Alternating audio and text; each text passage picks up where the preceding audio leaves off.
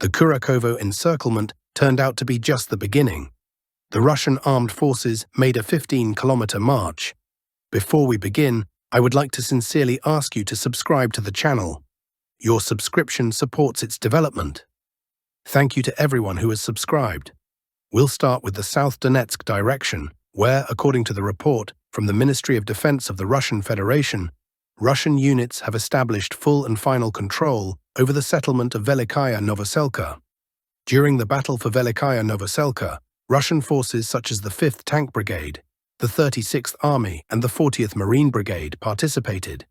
This battle for Velyka Novosilka was one of the shortest and fastest in the entire history of the special military operation.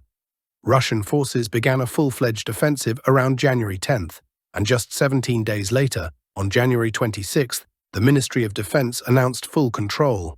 However, we must clearly understand that when discussing the battle for Velyka Novosilka, with a start date of January 10th, we are not only referring to the part of Velyka Novosilka located between rivers such as Mokre Yali, Shaytanka or Kashlagach. We are also talking about the settlements of Vremyevka and Neskuchnoye, since control over Velyka Novosilka included these settlements as well. Russian units have published footage as evidence where we can see numerous Russian flags and banners of the units involved in the battles in this direction. Some flags were raised in the northern part, others in the southern, eastern, western and central parts. Overall, this footage not only confirms the widespread placement of flags throughout Velyka Novosilka, but also serves as evidence that Russian units have fully cleared the area of any Ukrainian forces. The footage shows how calm and free the Russian soldiers feel. For some assault troops in this area, this was a celebration, as shown in the footage of fireworks being launched.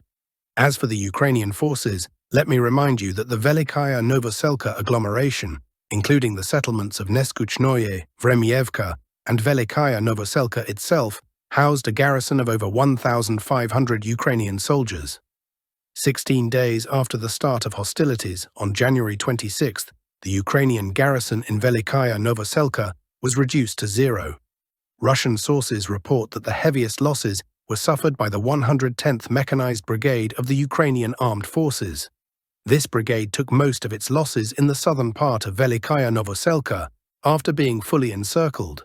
Moving on to the Kurakhovo direction, the map has also changed here. Currently, the Russian army is actively advancing in 3 directions. The first is an attempt to push Russian formations from Zelenovka and Sukhia Yali northward toward Konstantinopolskoye. However, in this area, the main task appears to be breaking through the defense triangle of the Ukrainian armed forces in Rozliv, Konstantinopolskoye and Ulakli. It seems the Russian army has achieved this to some extent, but further progress in these areas is highly unlikely.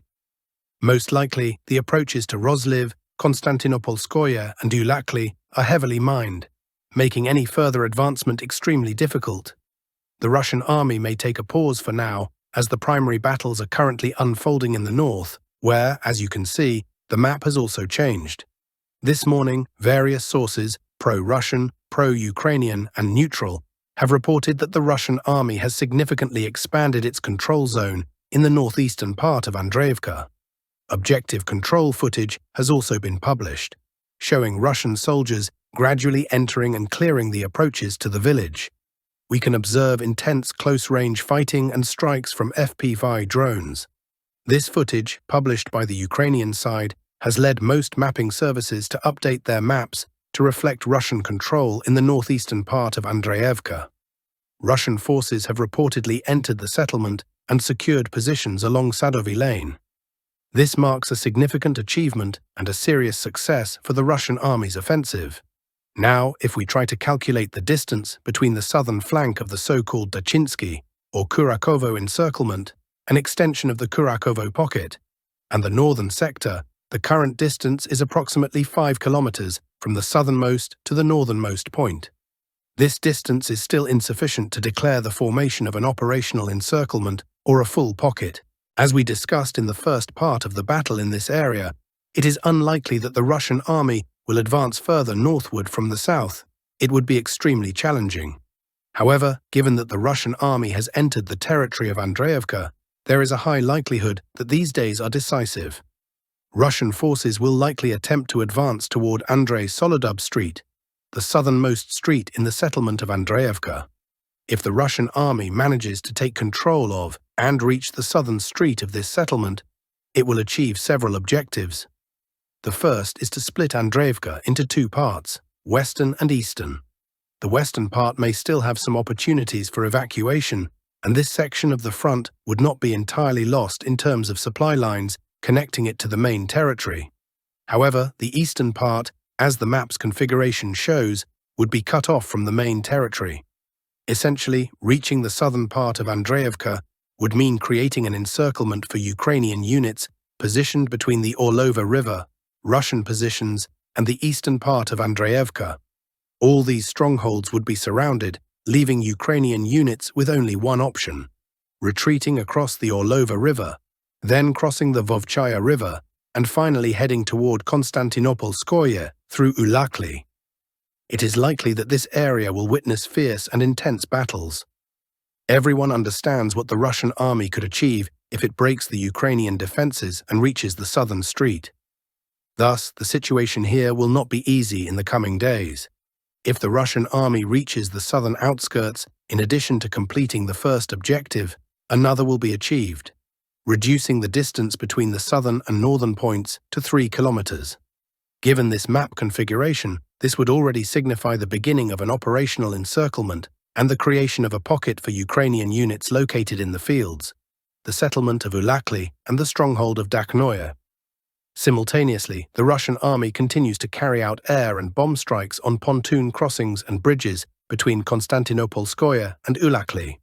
Considerable attention has been given to this area, where not a single intact bridge remains that the Ukrainian armed forces could use for evacuation, resupply, rotation, or other purposes. Next, the Russian army is advancing toward the settlement of Dakhnoye. Judging by the intensity and pace of the battles, this is not yet the beginning of a major offensive, but rather an attempt to pin down Ukrainian forces in combat, preventing their retreat. Additionally, these skirmishes inflict losses and damage on Ukrainian forces. Given that all retreat and evacuation routes are under fire control, the situation here is extremely dire. On the South Donetsk front, there is a unique dynamic overall.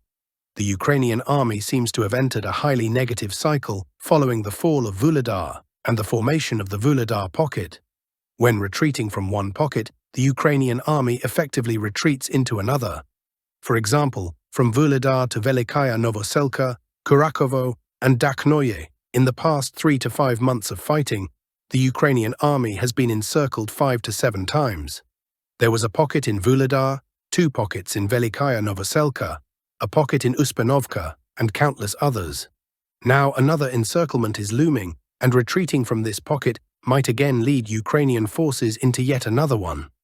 When battles unfold this way, the defending side loses all initiative and advantages in defense.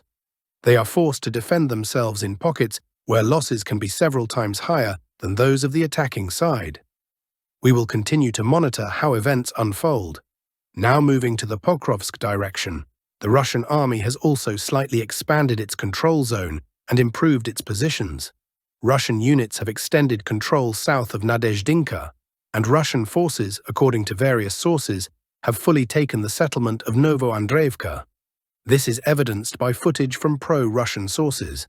The advance is directed westward toward the Dnipropetrovsk region and northward toward the settlement of Sergeyevka. However, there is no movement toward Pokrovsk itself. The Russian army seems to be deliberately avoiding the settlement. While drone strikes on Ukrainian forces in Pokrovsk are regularly reported, no attempts to advance toward the settlement have been made in the past 4 months.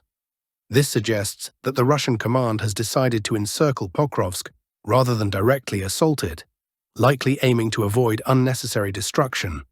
The goal seems to be to force Ukrainian forces to retreat while preserving the settlement's infrastructure, allowing civilians to eventually return to a livable town. Further updates include several geolocations adjusting the front line near Uspanovka. Footage published by the Ukrainian side shows artillery strikes on Russian forward positions, leading to a minor correction along the tree lines. Additionally, there are videos of FPV drone strikes north of the village of Kotlina. Based on this footage, the map also adjusts slightly in favor of the Russian army. From this adjustment, it becomes clear that the Russian army is gradually advancing northward toward a railway, specifically the second railway line supplying areas from Dnipro toward Zaporizhzhia and the settlement of Pokrovsk. Should the Russian army cut off this railway, the logistics for the Ukrainian armed forces will degrade not just arithmetically, but geometrically. Moving slightly south of Pokrovsk, today the Russian Ministry of Defense reported in its daily briefing that the settlement of Zelenaya has come under full control of Russian units. Next, toward Mirnograd, there has been a minor map correction.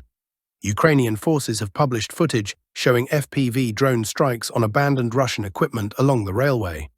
Based on this footage, another small adjustment has been made to the map. It is currently unclear whether this marks the beginning of a Russian offensive along the railway toward Mirnograd, or an attempt to encircle the village of Chasov Yar from the west and east. It may be an effort to straighten the front line and get closer to the Pokrovsk agglomeration. In the Toretsk direction, several reliable Russian sources reported today that the settlement of Rezka has fully transitioned to Russian control. Final clearing operations are reportedly underway or nearing completion. However, objective control footage indicates that the northern part of the Toretsk mine remains under Ukrainian control. Yesterday, footage was released showing Russian assault troops advancing step by step through the mine area, capturing basement after basement, building after building, under heavy fire from Ukrainian FPV drones. Based on this footage, there was a slight correction to the map within the mine's territory. It appears that the Ukrainian side still maintains control of the northern sector for now, but this is likely only a matter of time. Ukrainian forces may fully withdraw from Toretsk as early as tomorrow, followed by retreats from the settlements of Krimskaya and Dakhnoye. In the Chasov Yar direction, fierce battles continue for the central citadel. Footage shows the Russian army using TOS-1 Asont-Sepyok flamethrower systems to obliterate everything in their path. Recent map changes indicate that the southern part of the settlement is transitioning to Russian control. It is anticipated that battles for Shevchenko will begin soon. Ukrainian forces stationed in Chasov Yar itself will likely have to abandon their positions as the pincers around the settlement are on the verge of closing.